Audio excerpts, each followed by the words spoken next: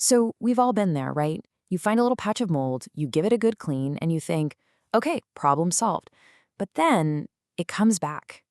Knowing when to put down the sponge and actually call in a professional is a really big decision. In this explainer, we're going to break down exactly when and why you should make that call. Okay, let's get right into it. This is that moment of pure frustration, isn't it? You scrubbed, you aired the place out, you really thought you had it handled, and then boom, there it is again. That recurrence? It's more than just annoying. It's a huge clue telling you the real problem might be a lot bigger than what you can see. So if it's such a big clue, why don't we just pick up the phone right away? Well, it's just human nature, I think. We fall into this wait-and-see trap. We hesitate. We hope it's just some minor thing that'll go away on its own, but honestly, that delay can turn a small issue into a massive headache. And let's be real, these reasons for putting it off, they make total sense. Maybe the mold only pops up in the winter, or it's just a tiny patch behind the sofa. You clean it, it's gone for a month, you feel like you've won. And of course, nobody wants to even think about a potentially huge bill. These are all completely valid worries that keep us stuck in that cycle of just cleaning and watching, a cycle that almost never fixes the real underlying problem. This brings us to a really critical point. Calling in a pro isn't about them just walking in and confirming what you already know. Like, yep, that's mold. Their real value is on a completely different level of investigation. So look at this comparison. It's all about a shift in perspective.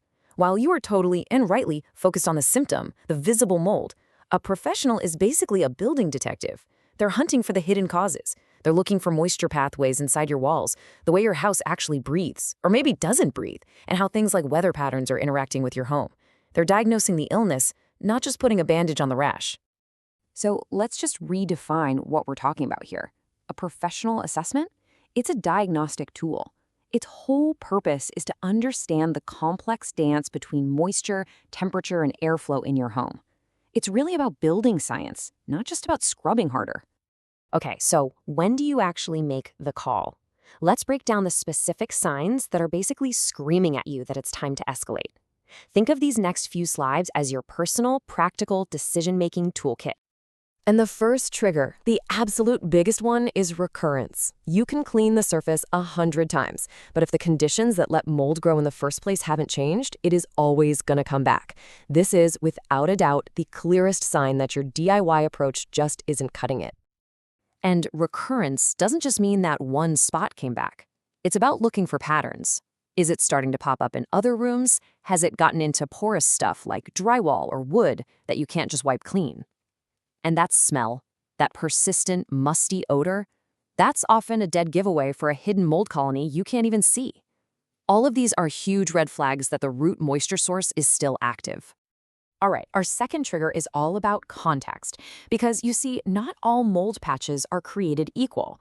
Where the mold is growing is just as important, maybe even more important, than how big the patch is. And this just lays it out perfectly, doesn't it? A little patch of mold in a storage closet you go into twice a year, that's one thing. But that exact same patch in your kid's bedroom or your main living room, that's a whole different ballgame.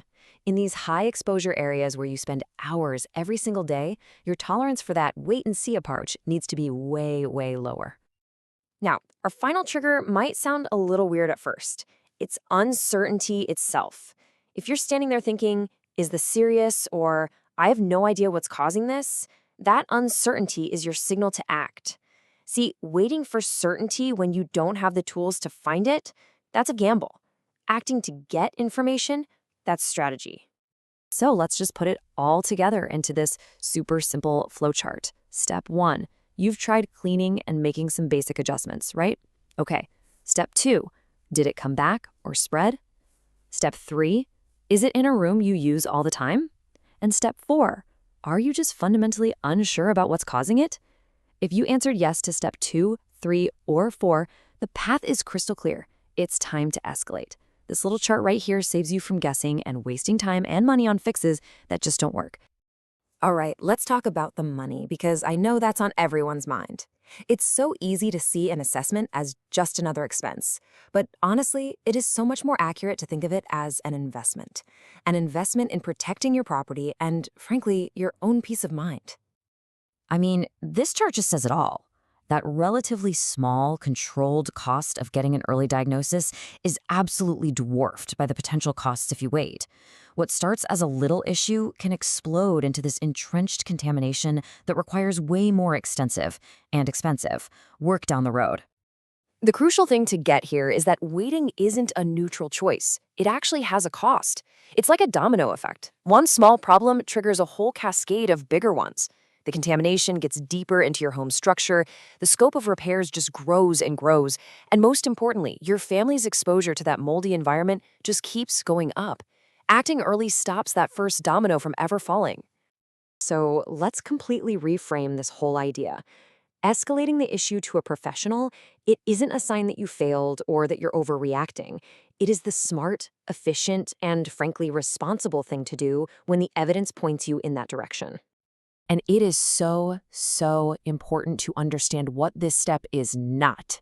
It does not mean you failed at taking care of your home. It does not automatically lock you into some massive, expensive project, and it is absolutely not a reason to panic. It's just a step you take to gather good, solid information. You know, there's a line from the source material that just hits the nail on the head. Escalation is not an admission of defeat. It is a decision based on evidence. And that's exactly right.